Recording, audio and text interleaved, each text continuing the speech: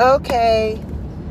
All right, bows and bow ties. Look, I was supposed to go live last night and with CBR Kid, but I texted him and I said I couldn't. I was just so tired. I didn't have it in me. But I'm live now, talking about something different. It's not lost on me that YouTube is funny because several months back, maybe a year back or whatever, I selected a video that ended up, I selected a video that ended up in my feed, and it was about people who have turned away from, I guess, the occult or whatever, right? And it was like black people, white people, whatever it was. And I selected the one video just to see what people were saying, and I was like, well, good on them, they've experienced some things. And then in the last, it's just been kind of like a slow trickle. There have been videos popping up in my feed about,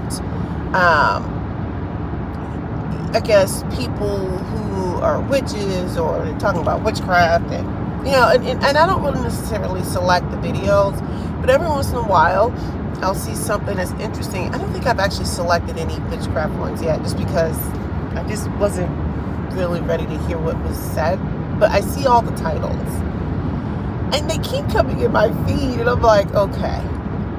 But then I have selected ones on when I listen to people who are in HollyWEIRD. And so I saw one recently where Taryn Manning, I didn't know who she was, but apparently she was in that show Orange is the Next Black, or the one with the jail ladies. I've never seen that show. Orange is Black or Orange is the Next Black, something like that.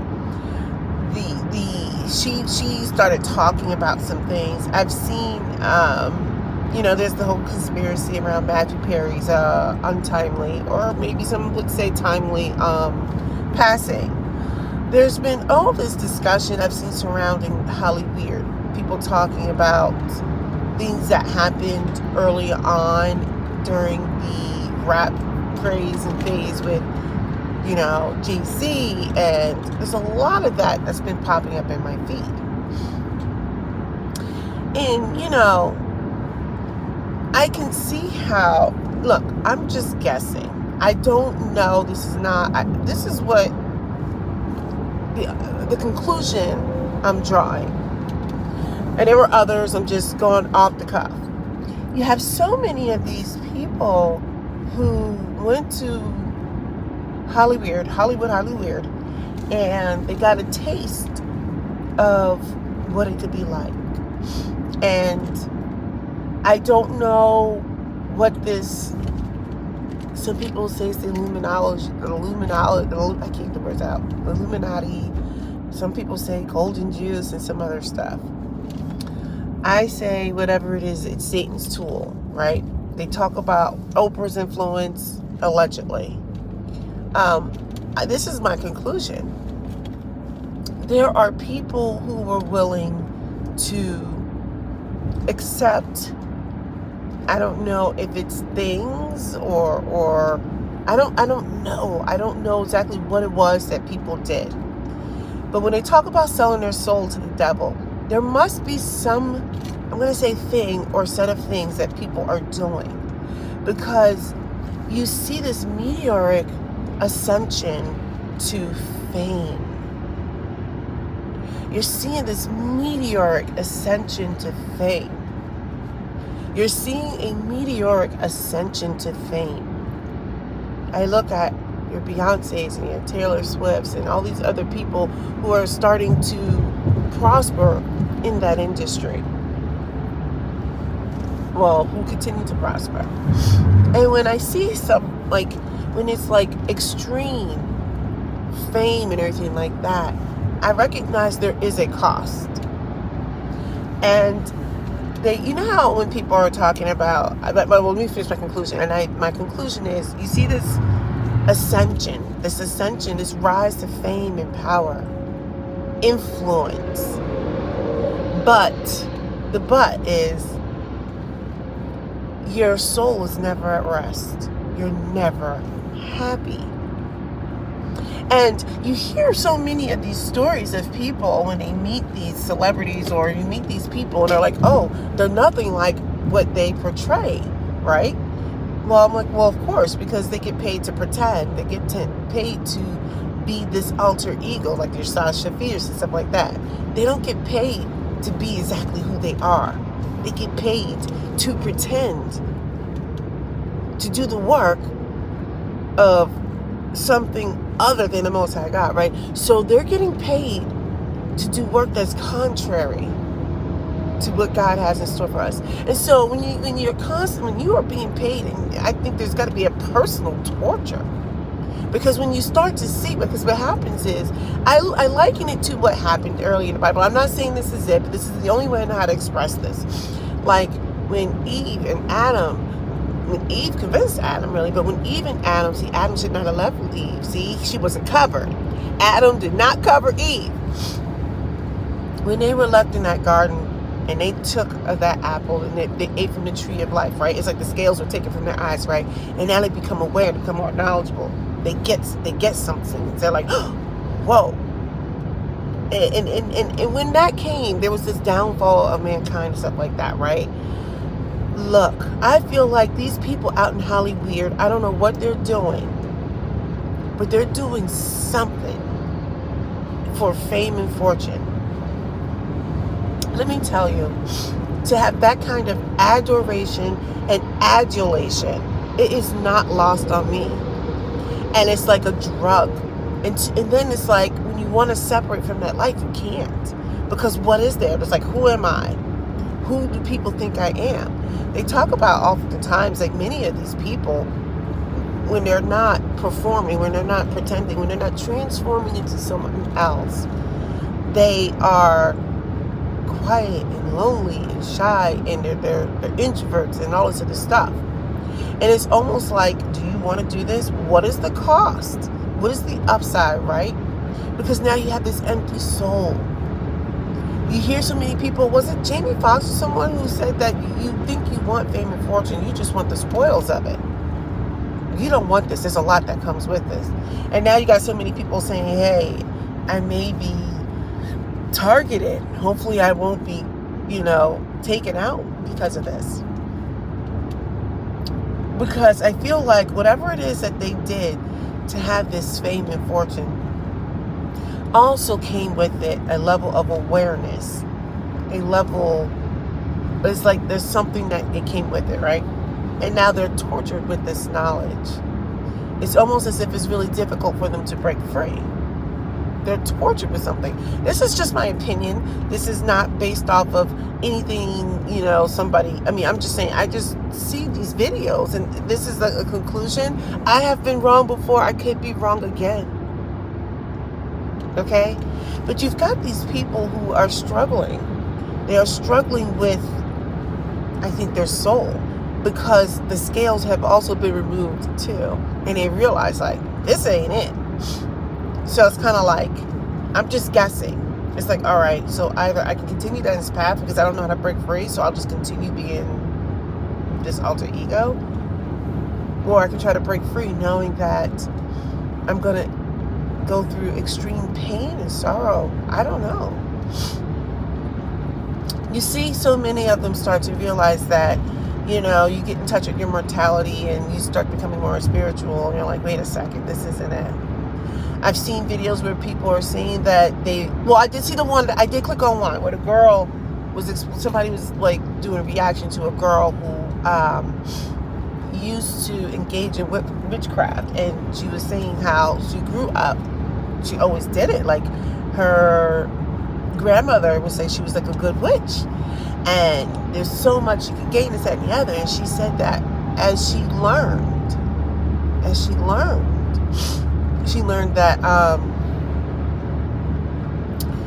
that she invited all those demons into her life, and she was being tortured and she wasn't sleeping well. There was a lot that came with it. And she said there was a demon that would just sit in front of her and just stare at her. That's crazy. She said that she would go into another person's room And then the person was freaking out because they saw a demon. And then as soon as she came in, the demon left because the demon didn't need to be there. I guess because she was already tortured. I saw the clip of Kat Von D, and she was talking about how she was getting rid of her books on witchcraft and I guess the occult or whatever it was. You know, her journey is really fascinating. And she was talking about how when she was getting rid of the books and stuff, and people knew she was getting rid of these books, and I'm just paraphrasing, okay? So hopefully I don't butcher the details too much. But she was getting rid of these books, and people were knocking on her door. They're like, I need those books. I need those books. I was like, that's powerful. They were like, and she said a lot of times people will think that they know what a demon looks like. They said, no, I know what demon possessed looks like, because the person that came to her door was like, I just need those books. I need those drawings. I need those books. And she said another person came and was so whacked out. Like it was important for, she said she threw them out, and they were like going through her trash, like literally just digging in trash for these books. I know that was a little off topic, but she's part of HollyWEIRD, right? Like, the point I'm making is that there's so many people who are out here. I don't know what they're doing in HollyWEIRD in order to get this fame and this fortune. I don't think fortune is bad. I don't think necessarily fame is bad, but most people can't handle fame.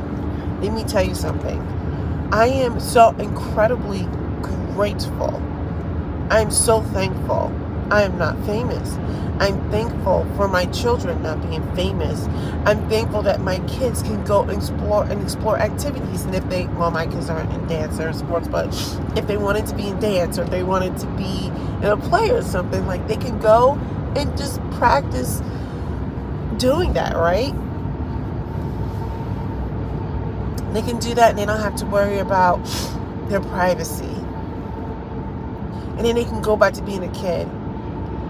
My daughter is so excited because she's supposed to have a tournament this weekend, but fortunately she doesn't have any games on that Friday night for basketball, so she gets to go to her school dance. Just go be a kid. You know, her brother doesn't want to go. He's like, no, I want to stay home and play video games. But, you know, but she has that choice. I look at what Beyonce has done to her daughter. She's the age of my twins, and she put her on the world stage. She's giving her a taste of this fame so early. I look at Northwest, the Kardashian kid. I don't watch any of her stuff, but you see clips about how she's out there in these streets. Like, these poor children. Okay, all right, it's getting sunny now. I guess I can put my glasses on. Can you see me okay? Not that anybody's gonna listen and respond. So, yeah, like, I look at what's going on with these kids. And look at what's happening right now in HollyWEIRD. Jada and Will Smith. You have all these whacked out weirdo people who want to tear down Jada, knowing that Will is also a problem too. She's just more vocal because I think she's trying to figure it out. I think she's searching for something. I'm not saying what she's doing is all right, but look at what's happening. Look at what the men are doing. Right? They're not calling out Will and his shenanigans too. Jada needs to stop talking. But I see she's looking for something. Because she's spiritually not healthy. Think about how all these celebrities have to go off to Dubai and have these I don't know what they're doing, these little retreats. They have to go to Dubai and meditate. And I'm like, in my mind, I'm like, getting away is one thing, but the only one that can really give me the peace that I need is none other than Jesus Christ. That's for me. There is no other. And if you're wondering where I'm coming from, yes, I believe in God the Father and the Son and the Holy Spirit. I do believe in that Trinity, that triune. And what I'm saying is, I'm looking at what these HollyWEIRD folks are doing, and they're searching for answers and crystals and smoke and special rituals and witches, and they're still not happy. They're not at rest. I guarantee you, Beyonce will be on tour again in a few years. She can't rest because her only joy is in that performance, in pretending to be something other than who she is. And now she has pulled her daughter into it. The saving grace is her twins are not involved. But my concern is, or question is, why is she hyper-focused on Blue Ivy? Why has she let her daughter be corrupted, be taken? I just feel like there's time to get her away from that. Let me tell you something. I see why Julia Roberts disappeared from the HollyWEIRD environment. I see why. You don't hear about her kids. I don't know anything about her kids. Now, I don't go looking her up or anything. I think she moved into a ranch in like New Mexico or Texas or Oklahoma or someplace. She was like, I'm out. You don't really hear from her. I don't know what she's been through, but apparently she was like, I made my coin and I rolled out because that's not what I want. That's not what I want. You know, she doesn't put her kids out there. Her kids are protected wherever they are. They're protected. At least I think they are. But anyway, I just wanted to say, I noticed this trend with all these HollyWEIRD people. They're not happy. They're trying to find God. They're trying to figure it out. They have all the fame and the fortune, and it still didn't matter. And a lot of them are like, hey, what now? Taryn Manning was just like, for what? Was any of this worth it? Was it worth it? Alright. I know you guys are probably not into me speaking in this manner. I just feel like this is just where I'm at right now. I'll talk about other stuff, but I had to say that. I just had to say it. Like, this isn't popular, and I get it, but it is what it is.